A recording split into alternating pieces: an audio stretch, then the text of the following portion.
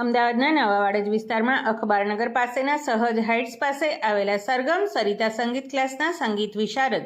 શ્રી દિનકર જોશી દ્વારા ગીત સંગીતના શોખીન કલાકારો માટે સરગમ સરિતા સંગીત ક્લાસીસ દ્વારા નવરંગપુરા વિસ્તારમાં આવેલા હાર્મોની હેવન સ્ટુડિયો ખાતે કરાઓકે સંગીતનો કાર્યક્રમ રાખવામાં આવ્યો હતો,